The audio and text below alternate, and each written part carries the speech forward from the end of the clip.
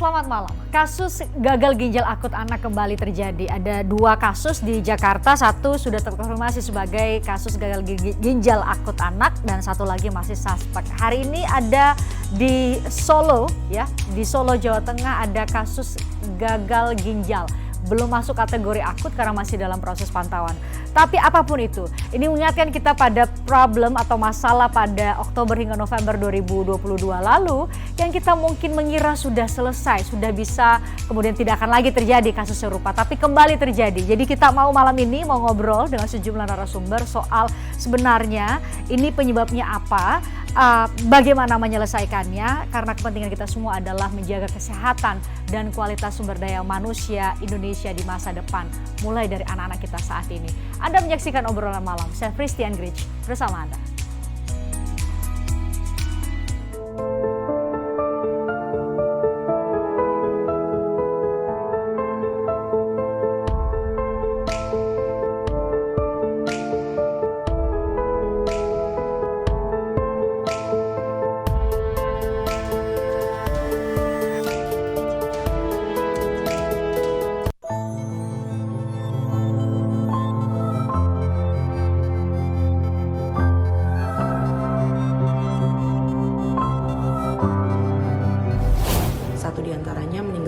Berusia 13 bulan dan riwayat mengkonsumsi salah satu obat sirup untuk penurun demam yaitu Praxion.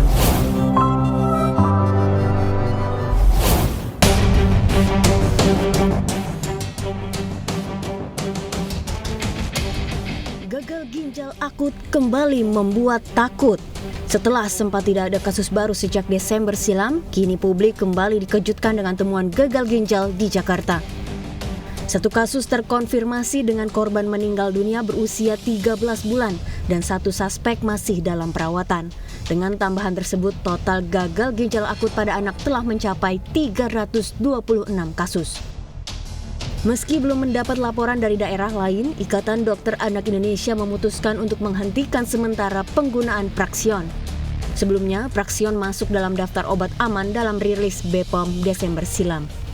Yang dulu itu kan laporannya dari berbagai daerah, dan sekarang yang konfirmasi ini satu di Jakarta. Ya. Meskipun demikian, kami tetap melakukan tindakan preventif, ya, supaya tidak jatuh korban berikutnya. Secara internal kami menginstruksikan kepada seluruh anggota IDAI untuk sementara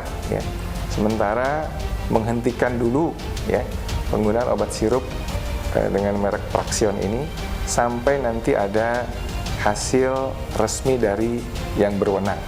Nah, kemudian ditanyakan kalau begitu apakah ini merupakan obat palsu? Nah, ini yang perlu investigasi lebih lanjut tentunya, ya. Kita tidak bisa menyimpulkan apa-apa, tetapi sampel dari sisa yang digunakan oleh pasien juga sudah diuji di laboratorium P3OMN Badan POM dan hasilnya memenuhi syarat. Sungguh ironi di saat kepolisian masih berkutat melengkapi berkas 4 tersangka perorangan dan 5 korporasi, kasus baru justru muncul. Pil pahit juga harus diterima keluarga korban gagal ginjal akut lantaran tuntutan mereka melalui sidang class action ditunda. Sehingga harus ada jilid 2, jilid 3, jilid 4. Apakah memang pengujian obat itu harus terhadap anak-anak kami?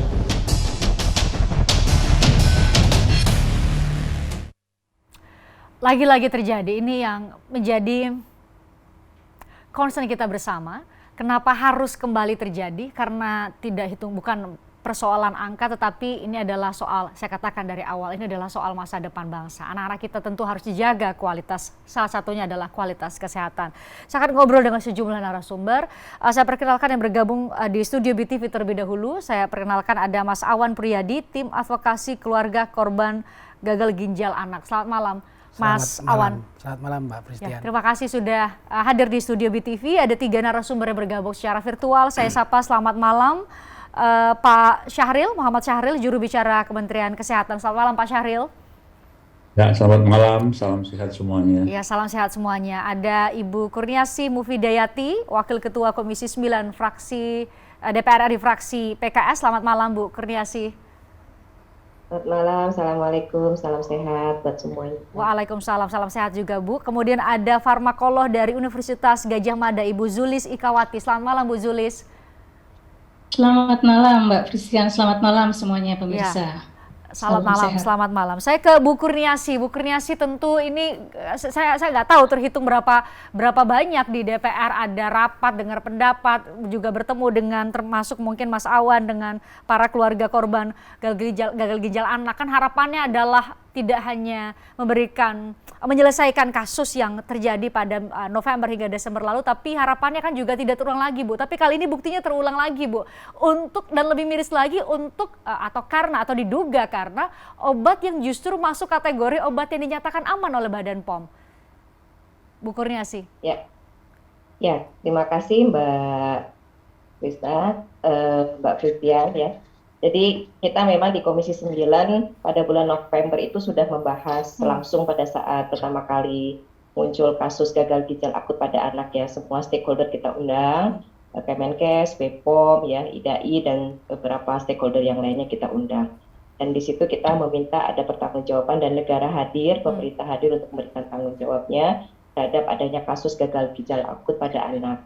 Bahkan pada saat itu sempat kita usulkan supaya menjadi status KLB, sehingga menjadi perhatian yang sangat luar biasa, mendapatkan prioritas perhatian untuk mengatasi kasus gagal ginjal pada anak.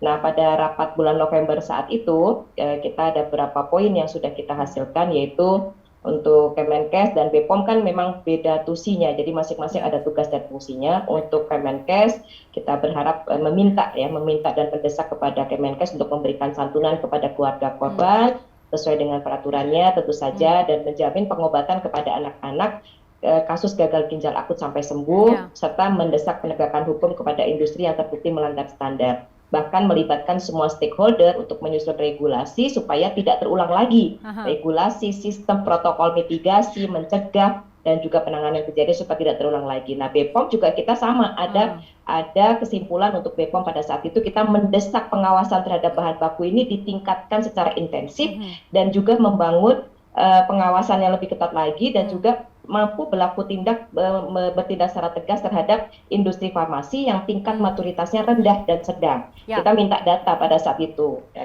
seperti itu. Nah, ternyata beberapa catatan lapsing ini masih belum direalisasikan. Sampai kemudian kita juga menerima kehadiran teman-teman yang mengadvokasi sangat luar biasa. Kami tentu saja pada hari ini sangat prihatin dan sangat berduka yang sedalam-dalamnya dan mengucapkan duka cita kepada keluarga korban yang bertambah lagi beberapa waktu yang lalu, dan ini di DKI Jakarta. Tentu saja juga sangat miris sekali ya Mbak Frisian ya, karena kita sudah membahas berkali-kali di Komisi 9 gitu.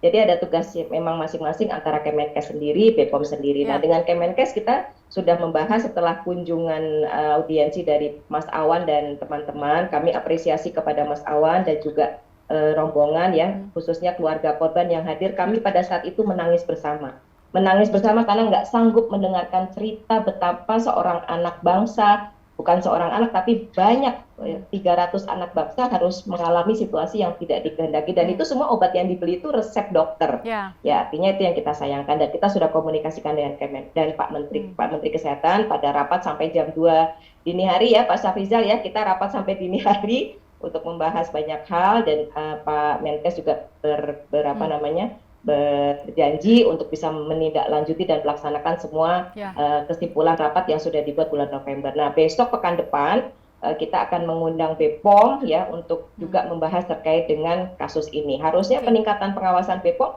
ditingkatkan berkali-kali lipat, dan harusnya berani menghentikan dan bertindak tegas terhadap industri farmasi yang memang maturitasnya udah sedang dan ke bawah gitu. Jadi sudah harus ditindak seperti itu. Itu Mbak yang sudah kita lakukan. Bu Kurniasi, karena tidak ada Badan POM, tapi karena berkali-kali bertemu dengan Badan POM dalam banyak kesempatan rapat mengenai bahas soal ini, saya ingin mengkonfirmasi soal ini karena kami hanya bisa mengutip dari apa yang sudah disampaikan oleh Kepala Badan POM bahwa untuk etilen glikol dan di etilen glikol, Badan POM tidak punya kewenangan untuk mengawasi bahan baku tersebut karena tidak termasuk dalam bahan baku yang masuk ke dalam kategori larangan dan terbatas, sehingga ia kembali atau Badan POM kembali melemparkan kepada lembaga lain. Kami juga publik jadi bingung, ini lembaga yang mana? Kementerian Perdagangan atau Bea dan Cukai, atau siapa yang punya kewenangan untuk membatasi dan melarang ketika memang bahan baku ini punya efek yang kita lihat, punya cemaran yang bisa menghilangkan nyawa anak-anak kita. Iya, tapi pada prinsipnya izin edar kan yang mengeluarkan BPOM, Mbak. Izin edar yang mengeluarkan BPOM. Dan peran pengawasan ada di BPOM. Jadi apapun alasannya, BPOM punya peran yang sangat penting dalam hal ini. Dan BPOM harus bisa bersikap tegas dan hadir di tengah situasi yang sudah sangat darurat seperti ini. Apalagi hari ini kita menemukan ada kasus lagi, satu sudah meninggal dan satunya masih suspek. Ini benar-benar harus menjadi warning yang sangat-sangat keras sekali kepada pemerintah. Pemerintah harus hadir, ini pertanggungjawaban dari pemerintah. Dan kalau memang terkait dengan stakeholder yang lain, berarti harus ada tim satgas yang dibikin. Ya, kita sudah mengusulkan juga. Dibikin tim satgas ini dari hulu ke hilirnya seperti apa penyelesaian masalah ini.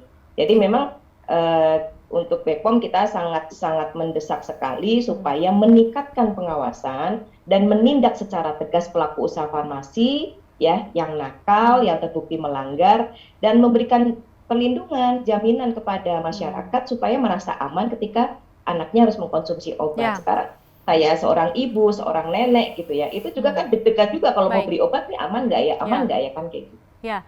Kami juga sudah berusaha untuk mengundang dari Badan POM, tapi belum berkenan untuk bergabung dalam obrolan kita malam ini. Kami juga mencoba untuk mengundang dari Direktorat Tindak Pidana tertentu di Barreskrim Polri untuk menanyai, karena kita tahu ada 4 perorangan dan 5 korporasi yang saat ini sudah ditetapkan sebagai tersangka. Kita tentu bertanya prosesnya sampai di mana ini untuk bisa menimbulkan efek jerah. Tapi tadi Bu Kurniasi menyebut soal bahwa sudah mendorong Kementerian Kesehatan untuk melakukan penguatan atau bahkan pembentukan regulasi dan juga berbagai protokol untuk bisa mencegah jangan sampai di kemudian hari, konteksnya di bulan November lalu ya, di kemudian hari terjadi. Tapi hari ini buktinya Pak Syahril terjadi lagi. 1 atau 2 anak itu tidak bisa dilihat dari angka, tapi buktinya terjadi lagi kasus serupa. Pak Syahril, apakah yang disampaikan oleh Komisi 9, pesan-pesan dari Komisi 9 belum dilakukan sama sekali atau bagaimana? Terima kasih Mbak Christian. Bu Kurniasi, saya kira kami sudah sering berkoordinasi kepada DPR ya, termasuk hari ini kita ada RDP Bu ya, salah satunya masalah gagal ginjal yang kita bahas. Jadi kita selalu menindaklanjuti, dan mungkin untuk yang lama ya, mungkin saya sampaikan kepada publik bahwasanya semua pembiayaan pemerintah hadir melalui Kementerian Kesehatan, termasuk obat antidotum ya. Nah, untuk kasus yang terakhir ini, yang baru-baru ini, kami juga menyampaikan rasa prihatin ya, turut berduka cita, dan ini menjadi keprihatinan bersama ya. Nah, kasus satu yang sudah disampaikan konfirmasi dari pihak Rumah Sakit Cipto Mangunkusumo dan Dinas Kesehatan Provinsi Jakarta, memang pasien ini sudah melalui suatu prosedur tindakan-tindakan atau pemeriksaan medis laboratorium. Dan pada darahnya, plasmanya, urin, itu memang didapatkan diperiksa di laboratorium kesehatan daerah gitu Bu Kurniasi ya, dan menyatakan positif. Dan satu lagi adalah sisa obat yang diminum oleh pasien. Memang obat yang diminum juga kita periksa sisanya itu, dan memang terkonfirmasi semuanya. Nah, terlepas dari apa yang disampaikan oleh BPOM, tentu saja kita harus wise atau bijak untuk melihat bagaimana tindak lanjut yang akan datang. Yang penting bagi Kementerian Kesehatan saat ini, 1 pasien yang masih dirawat itu akan kami berikan betul-betul perhatian khusus, dan insya Allah pasien ini sudah membaik dan tidak akan lebih berat. Dan selanjutnya kita justru akan mencegah jangan sampai ada lagi satupun kasus yang bisa dengan kasus yang sama. Gitu. Poin terakhir Pak Syahril, kita semua tentu punya concern yang sama, yaitu mau mencegah. Tapi apakah sudah teridentifikasi dan sudah ditentukan bagaimana cara mencegahnya Pak? Tentu dengan stakeholder lain, termasuk dalam hal ini ada Badan POM dan kementerian dan lembaga terkait lainnya. Ya, jadi kita sudah bersama ya. Jadi begitu ada satu kasus laporan, kita sudah menghentikan obat yang memang tadi sudah disampaikan, yaitu kita sebut dengan Traxion tadi. Dan saat itu sudah langsung farmasi juga menarik secara sukarela dan untuk tidak digunakan dulu. Dan kami membuat surat edaran kewaspadaan namanya Mbak ya, kepada seluruh dinas kesehatan, rumah sakit, puskesmas, termasuk dokter. Untuk sementara waktu tidak menggunakan obat itu.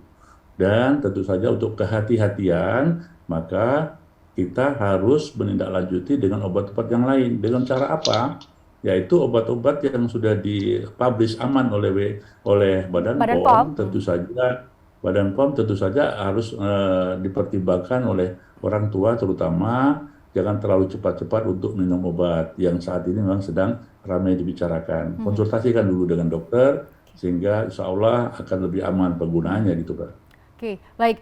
Bu Zulis, saya ke Anda Bu Zulis. Bu Zulis, ini bagi ibu-ibu, orang tua yang nonton kita dan kemudian tahu ada kasus ini tentu jadi bertanya-tanya. Ya kalau bagi awam, etilen glikol, dietilen glikol ya mana bisa kita tahu Bu ya. Kalau mungkin bagi farmakolog mungkin bisa tahu dan mungkin Badan POM juga bisa tahu. Tapi kan masyarakat hanya bisa melihat dari apa yang sudah disampaikan sama Badan POM ya Bu, bahwa ini aman, kami beli, kalau ada anak-anak yang sakit diberi. Tapi menurut dari perspektif Ibu, saya ingin Ibu bisa menjelaskan secara sederhana karena yang nonton ini adalah orang tua yang harus memahami secara awam bagaimana apa yang harus mereka lakukan saat ini. Datang ke apotik, kalau ada anak yang sakit datang ke apotik jadi mikir ini semua yang dibilang aman sama Badan POM berarti belum tentu aman dong Bu. Kita jadi khawatir mau dikasih obat apa anak-anak. Oke Mbak Christian, jadi mungkin kita harus lihat dulu kondisi sekarang. Memang tahun lalu, tahun 2022 kemarin kasusnya kan cukup besar ya, dan itu beberapa tindakan sebenarnya sudah dilakukan ya oleh berbagai pihak-pihak yang berwenang, termasuk kalau menurut saya Badan POM sudah melakukan juga beberapa tindakan seperti penarikan pada obat-obat yang memang disuspek mengandung EG dan DEG tinggi, kemudian juga sudah mempidanakan juga ya mengajukan ke Mensyu mengenai beberapa industri farmasi begitu. Artinya tindakan-tindakan pencegahan itu sudah dilakukan begitu ya. Nah, ini memang sangat mengejutkan bahwa pada tahun ini muncul ada kasus satu ini yang itu juga sudah dilakukan antisipasi atau dilakukan tindakan, yaitu menginvestigasi mengenai produknya. Jadi kan investigasinya itu kan dari produk maupun juga dari pasien.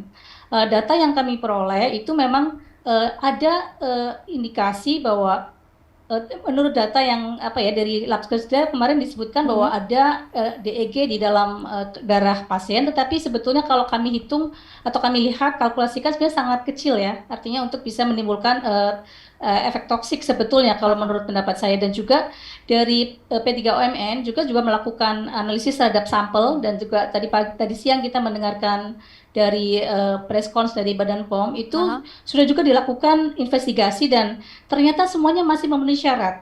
Jadi sebetulnya untuk kasus yang kali ini terus terang buat saya juga masih misteri ya, karena dari obatnya sendiri sebetulnya memang sesuai dengan yang dilaporkan atau yang dirilis Badan POM, termasuk obat yang aman. Sudah dicek juga untuk kasus saat ini ya, itu juga masih memenuhi syarat begitu. Jadi kita tetap harus mempertimbangkan ada faktor lain begitu Mbak Christian. Kalau menurut pendapat saya, barangkali ada faktor-faktor yang juga perlu dipertimbangkan untuk kasus ini kali ini. Jadi Bu Zulis mau mengatakan bahwa publik tidak seharusnya buru-buru kemudian jump to the conclusion, meloncat kepada kesimpulan bahwa gara-gara atau karena Traxion ini atau satu merek ini, merek tertentu ini yang menyebabkan muncul gagal ginjal akut.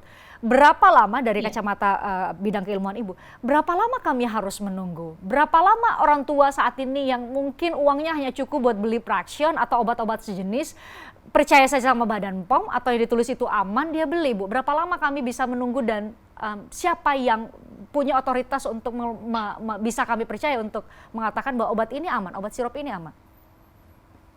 Ya, sejauh ini kan memang sudah dilakukan tadi ya pemeriksaan, termasuk industri farmasi juga harus melakukan pemeriksaan secara mandiri dan itu juga harus dilaporkan, dan itu semua tindakan sudah. Jadi kalau sekarang ada dugaan Traxion ini sementara ya sudah, saya kira saya sepakat bahwa mungkin sementara tidak digunakan dahulu. ya. Tapi sebenarnya Praxion termasuknya agak mahal loh Mbak. Ya jadi maksudnya masih banyak alternatif lain sebetulnya ya untuk paracetamol ya. Jadi untuk sementara tetapi tetap perlu dilakukan kajian. Jadi ini kasus ini benar-benar GGAPA karena EGDEG atau bukan. Ini kan juga perlu pendalaman begitu ya. Jadi tidak cukup misalnya hanya kadar DEG yang itu sebetulnya belum melebihi TDI atau belum melebihi ambang batas amannya. Dan juga mungkin ada pemeriksaan-pemeriksaan lain yang misalnya apakah ada kristal urin, oksalat dan sebagainya, kemudian ada faktor-faktor lain, faktor dari hostnya juga atau pasiennya. Jadi saya kira ini saat ini terus terang kita belum bisa memutuskan karena kalau yang tahun lalu mungkin memang ada. Saya termasuk juga yang ikut di dalam ikut menganalisis beberapa kausalitas dan memang terbukti ada yang memang disebabkan karena obat ya, karena memang waktu itu obatnya memang terbukti ada EG dan DEG tinggi, ada beberapa obat ya, merek obat yang seperti itu. Tapi kasus ini nih agak beda gitu loh. Jadi saya kira untuk kasus ini kita cukup perlu hati-hati gitu untuk menilainya sekarang. Baik. Gitu. Sehingga perlu mempertimbangkan faktor lain begitu Mbak. Saya harus usai jeda tentu saya ingin mendengarkan seperti apa tanggapan Pak Awan karena lagi-lagi meskipun tadi Bu Zulis kemudian mengingatkan kepada kita bahwa jangan buru-buru untuk kemudian mengambil kesimpulan bahwa kausalitas atau penyebab dari gagal ginjal akut yang diidap oleh satu anak di DKI Jakarta sudah terkonfirmasi karena salah satu obat yaitu Praxion. Kita jangan buru-buru tapi tentu ini menjadi atau punya arti sesuatu bagi keluarga korban gagal ginjal akut yang tengah berjuang untuk melakukan class action dan berbagai perjuangan termasuk ketemu Bu Kurniasi ya di Komisi 9. Usai jeda di obrolan malam.